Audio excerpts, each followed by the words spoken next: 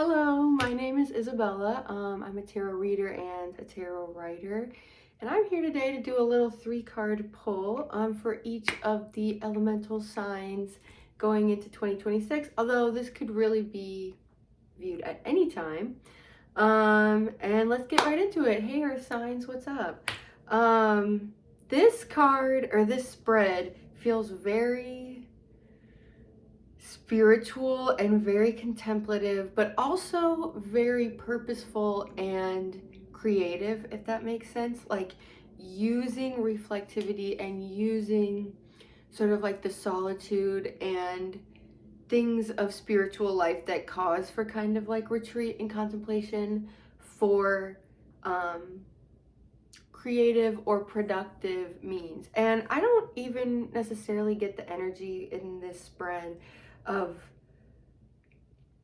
necessarily like artistry, you could say, or like literally creating a work of art. It's more so like creating in a way that your sort of just everyday life is transformed. And I feel like I've talked about that with earth sign type cards before. Hey, such as a reading I did with the Queen of Pentacles. Kind of like that sort of artistry that's not necessarily like put up on a pedestal and sold for a ton of money, but it's more so just like creating a way of thought of experiencing and being in the world. And we're not in the Queen of Pentacles, we're actually in the Queen of Cups. So I see you as this Queen of Cups figure, so beautiful. This is one of the most beautiful cards in one of the most beautiful decks. And she's like the great mirror, right? It's kind of like that magic power of anytime we feel seen or understood, or feeling like kind of our primal true self reflected back to us, right, within the world. And it's all these things we go to find that. And a lot of times it's like we look to these things for comfort, right?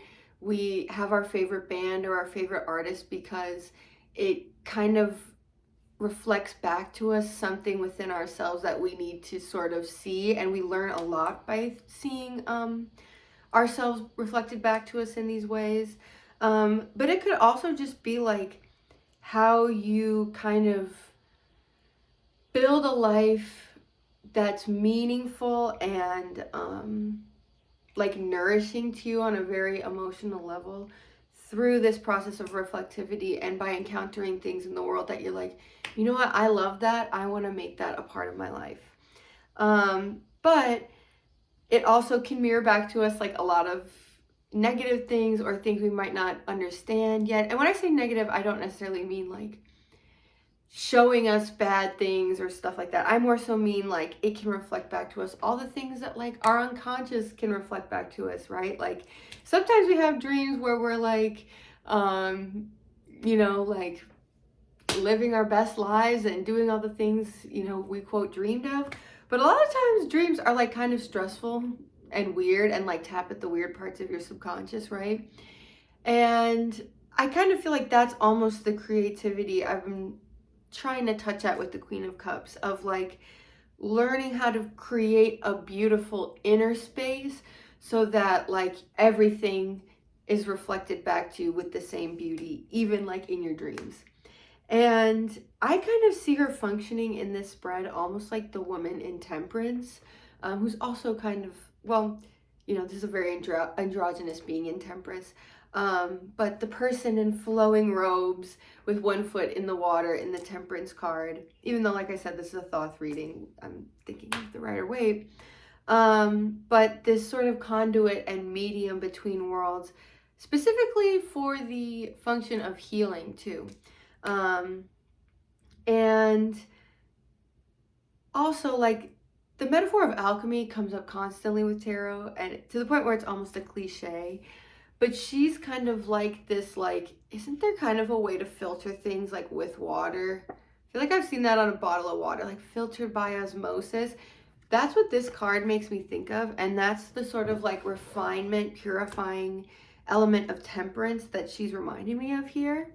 And we see with the Five of Wands, this to me is kind of like that intake that she's receiving. It's like the Five of Wands is the epitome of like, you're gonna, when you're in a Five of Wands period, you're gonna be having some freaking weird ass dreams. Like you're gonna be having some stressful dreams, because it's a card all about like sort of like frustration in every sense, in ways that can be good. Like if you're really wanting to work out it, like you're determined to get to the end of a project or get to the end of an idea, or to resolve a conflict, you're gonna have to learn how to sort of make peace with frustration, right?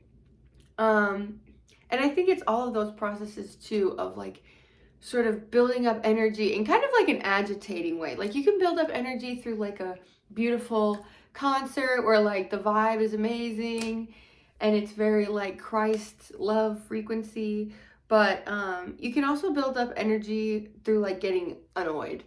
And I feel like the Queen of Cups is kind of coming in here and being like, okay, I see you. I see. It's very like gentle parenting the toddler, like about to throw a tantrum. Um, like, I see you're upset. I see you're frustrated. Let's work this out together. Like, and you know, the parent can see that their child's issue is like really just like a lack of understanding something. And it's kind of like that, you know, not like stereotype, but like the image of like the kid totally freaking out about like the fact that they can't, I don't know, XYZ, something really simple, and the parent just like laughing and being like, they're just upset, but like there's no way to really express to them how stupid, not necessarily stupid this is, but like how it's really not that serious. But sometimes it's okay to just like, you know, cry it out. And I think, you know, we think of like that gentle parent as like getting down to the level of the toddler and really talking through their feelings and talking through like what triggered it. And that's kind of that process I see happening with the Queen of Cups. And going back to this idea of like creating a mental space of peace that then will create like a world of peace and beauty.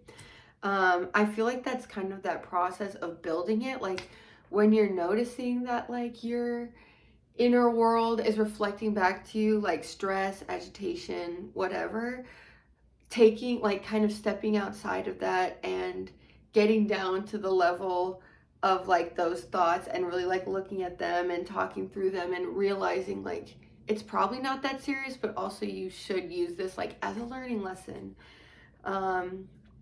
And ultimately like work through that. Like Five of Wands is kind of like that frustrating moment, but then eventually it does get to a point where like the pimple pops, you could say, because that is also kind of what I think of with the energy of the Five of Wands. But yeah, eventually the pimple pops and it's out. And it's kind of like that for your mind, if you see what I'm saying. And ultimately too, this will kind of like this, you know, kind of process of whack-a-moling, gentle parenting your negative thoughts in order to learn how to like, I don't know, cultivate like a better mind garden. You know, I'm using a lot of mixed metaphors here, but I hope you get what I'm saying. And like training your brain and raising your own inner self to be like what you want it to be ultimately brings us to peace. The Two of Swords, which is kind of like that moment to me. Again, it's like if you're working through like a mental block, it's, or like you're really struggling to understand something, or you're like really afraid of something, it's that moment of like understanding and that like release type of energy, right? And again, if you can, like, it makes me think too of like, you know, people with anxiety, like you can get in these cycles of panic attacks or having anxious thoughts and stuff like that.